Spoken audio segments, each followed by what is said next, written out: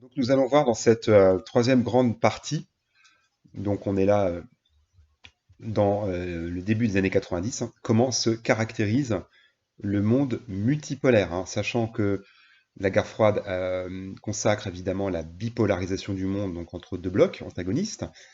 On aboutit donc des années 90 à nos jours à un monde beaucoup plus complexe, voire beaucoup plus dangereux en fait, hein, ce qu'on va appeler un monde multipolaire. Alors en premier point, on va voir, et je vais mettre des guillemets, un nouvel ordre mondial. Alors c'est une expression en fait employée par le président américain en 90-91 hein, à peu près. C'est George Bush, donc le père de George Bush Jr., hein, qui sera lui-même aussi président. Alors c'est une expression nouvel ordre mondial à prendre avec des pincettes parce qu'elle est parfois reprise par des conspirationnistes, voilà, pour qualifier on va dire, un pouvoir globalisé, un pouvoir mondial. Bon, voilà. Donc, je vais mettre des guillemets à cette expression, le nouvel ordre mondial. On va dire en fait un ordre américain, hein, pour être clair. Donc, évidemment, les Américains sont les grands vainqueurs de la guerre froide. Et dans les années 90, bah, c'est bien la seule hyperpuissance hein, capable d'exercer une influence mondiale. Évidemment, ils vont vouloir fonder un nouvel ordre mondial basé évidemment sur la défense de leurs propres intérêts et la défense aussi, alors je mets des guillemets, mais de la démocratie et du libéralisme économique. Donc on va voir dans les années 90 toute une suite d'interventions américaines, hein, on pourrait qualifier les Américains de gendarmes du monde. En tout cas, dans les années 90. Hein.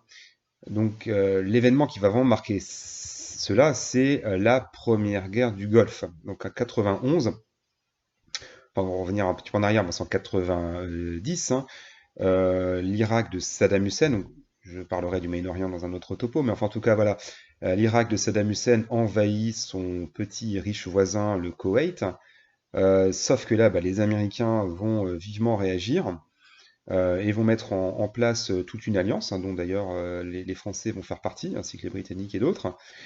Et ça aboutit donc à une coalition internationale qui lance l'offensive donc en janvier 91, hein, opération Desert Storm, et le Koweït est libéré de l'occupation irakienne, sauf que les Américains laissent en place Saddam Hussein qui, à l'époque, fait barrage à l'Iran. Donc là aussi, je mets de côté toute la complexité du Moyen-Orient qu'on verra dans un autre point. Donc en tout cas, voilà, la guerre du Golfe, en tout cas la première, marque vraiment l'affirmation des Américains comme gendarmes du monde. Sachant qu'à l'époque, l'URSS est, en tout cas la Russie plutôt, est hors jeu. Hein. Les années Helsinki, l'URSS est très faible, en tout cas d'un point de vue géopolitique. Alors, à voir aussi que les Américains vont intervenir dans le cas yougoslave. Alors là aussi, ça aurait mérité de longs développements, mais je l'évoquerai dans un point quand je parlerai un petit peu de la construction européenne. Mais en tout cas, début des années 90, c'est la dislocation de la Yougoslavie. Donc en clair, les Croates, les Bosniens, les Slovènes, etc., proclament leur indépendance, sauf que les Serbes, qui en fait en gros dominaient la Yougoslavie, pour faire court, ne l'entendent pas de cette oreille. Donc il y a la guerre de Yougoslavie, qui est le dernier grand conflit en Europe. Hein. Et en 95, les Américains, donc on est là sous le mandat de Bill Clinton, finissent par imposer l'indépendance de la Bosnie. Donc à l'époque, la Slovénie, la Croatie avaient déjà été indépendantes, mais les Serbes ne voulaient pas lâcher la Bosnie parce qu'autrement, il y avait beaucoup de Serbes qui habitaient en Bosnie, c'est là où c'est un petit peu compliqué, mais voilà, c'est des mosaïques ethniques et religieuses. Et donc, en tout cas, voilà, les Américains, face à l'inaction des Européens, notamment de la France et de l'Allemagne, euh, tapent du poing sur la table, on va dire, et imposent l'indépendance de la Bosnie. Donc, c'est les accords de Dayton. Alors, autre intervention aussi américaine dans le jeu européen, dans les Balkans, 99 aussi, c'est une intervention militaire américaine, enfin sous le drapeau de l'OTAN, pour accorder l'indépendance du Kosovo, qui est historiquement une province serbe, mais qui est peuplée d'Albanais à majorité musulmane. Donc là aussi, ça complexifie un petit peu tout ça. Mais enfin, en tout cas, voilà, le Kosovo est, faut savoir, le dernier État indépendant d'Europe en 99. Et là aussi, c'est les Américains qui interviennent militairement, à voir même que Belgrade est bombardé. Je veux dire, ça paraît maintenant, avec le recul, assez étonnant. Mais enfin, oui, oui, oui, les Américains ont bombardé Belgrade. Oui, oui. En 99. Alors, en 2000, Va arriver donc à la présidence américaine, hein, le fils de George Bush, donc George W. Bush, hein, George Bush Jr., qui donc définit ce qu'il va appeler l'axe du mal. Donc là aussi, il faut mettre des grosses guillemets. En clair, les pays ennemis des Américains. Donc il y a une liste, hein. Donc il y a l'Iran, l'Irak, l'Afghanistan et la Corée du Nord. Donc là, évidemment, ça montre bien la volonté toujours hégémonique de l'hyperpuissance américaine. Bah, sauf qu'il va arriver évidemment les attentats du 11 septembre en 2001 qui vont un petit peu rabattre les cartes. Donc dans ce deuxième point, on va voir justement la multiplication, en tout cas l'apparition de nouveaux conflits, de nouvelles zones de conflit. Alors je vais pas trop évoquer ici les attentats du 11 septembre 2001, en tout cas mes élèves auront le loisir de faire un travail de recherche sur ce sujet. Enfin voilà, on connaît hein, évidemment ces attentats menés par Al-Qaïda, donc un groupe terroriste islamiste hein, dirigé par Ben Laden, hein, qui au départ combattait les soviétiques en Afghanistan, et qui ensuite s'est tourné contre les Américains. Bon, on a tous en tête évidemment la destruction des tours du World Trade Center, mais aussi les attentats qui ont touché le Pentagone, donc le siège du ministère de la Défense américaine. Et pour les Américains, enfin en tout cas, c'est vu comme une déclaration de guerre de la part du monde musulman. Donc bon, à tort, voire à raison, mais c'est comme ça. Et les Américains vont en profiter, pour ainsi dire, pour mener toute une suite de guerres dans cette sphère, hein, on va dire, des pays musulmans.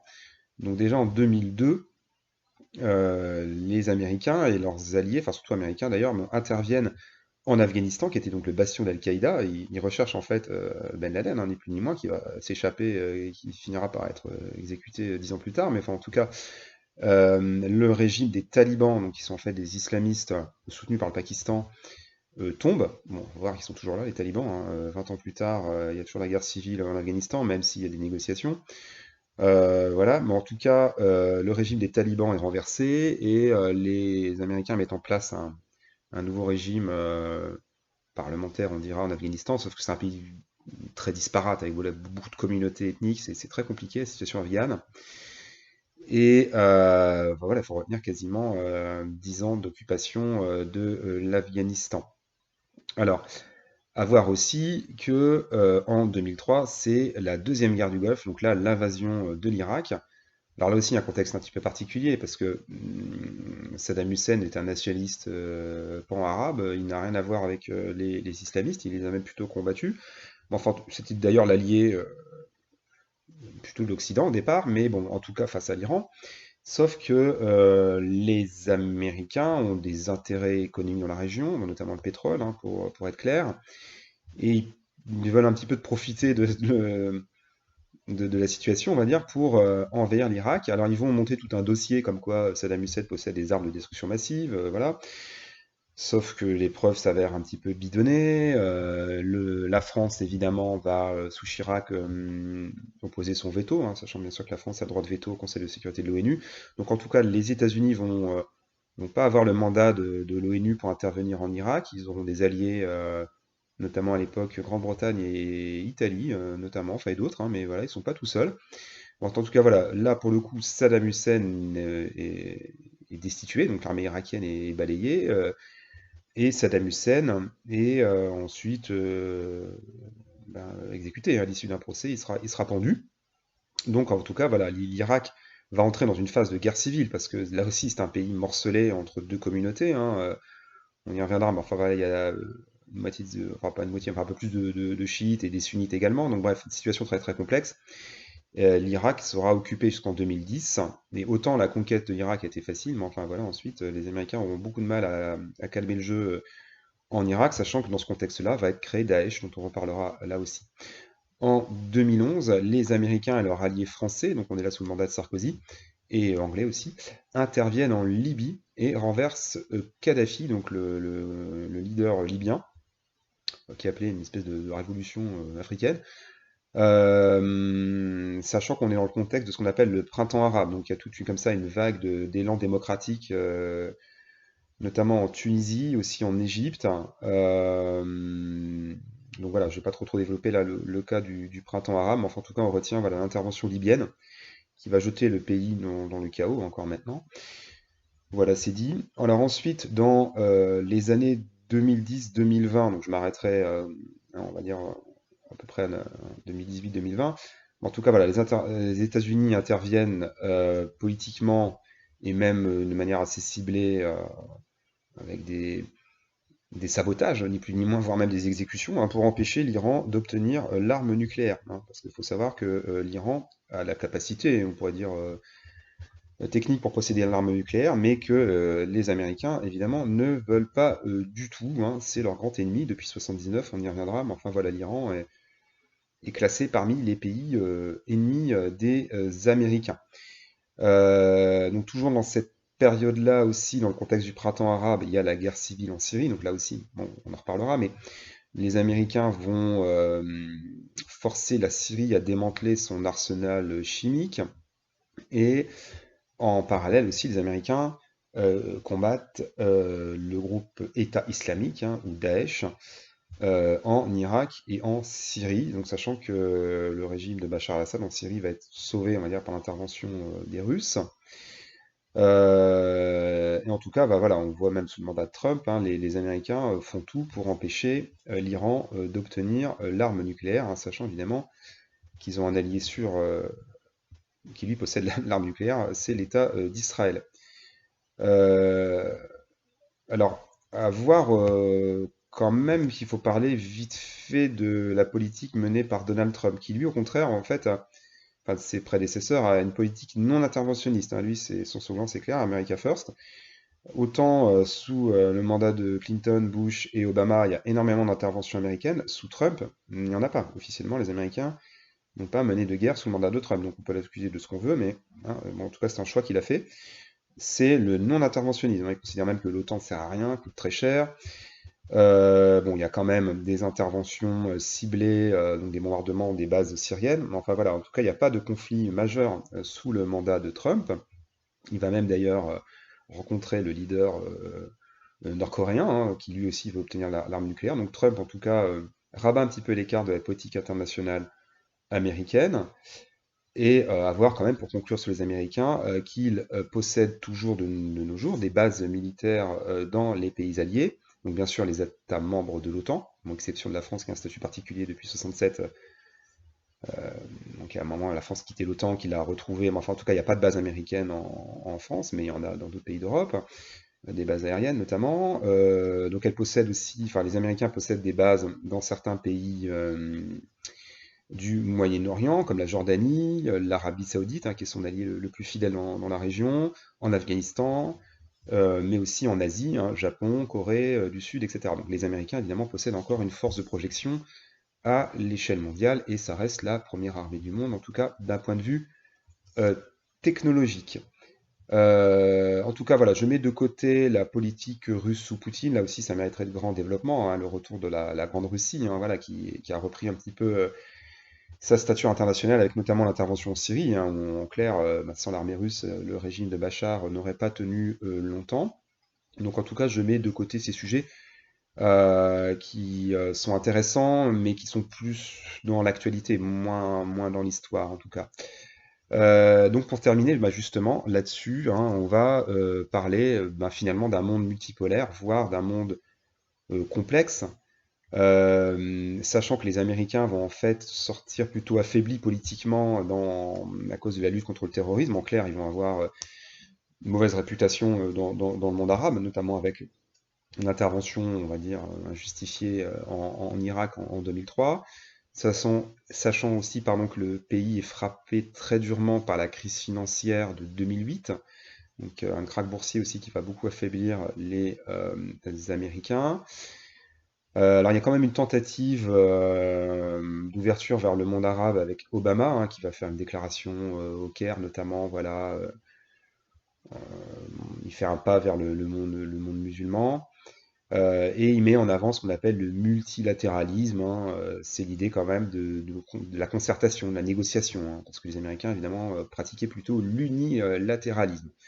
Bon, là aussi, évidemment, tout ça a été remis en cause, je vous l'ai dit, bon, dans le contexte de Trump. On verra après la politique sous Biden, mais bon, là, c'est l'histoire fiction.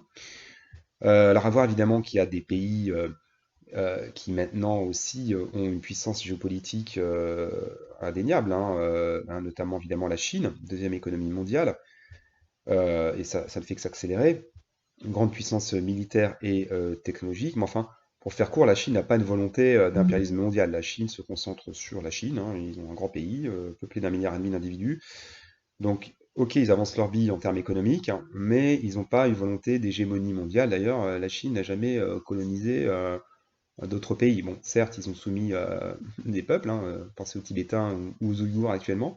Mais enfin voilà, en tout cas, la Chine n'a pas une volonté impérialiste mondiale. Bon, là aussi, il y aura de quoi discuter. Donc voilà, on peut quand même qualifier les relations sino-américaines de très tendues. On pourrait pas même parler d'une guerre commerciale hein, qui a été relancée par Trump, hein, qui en clair voulait taxer les produits chinois.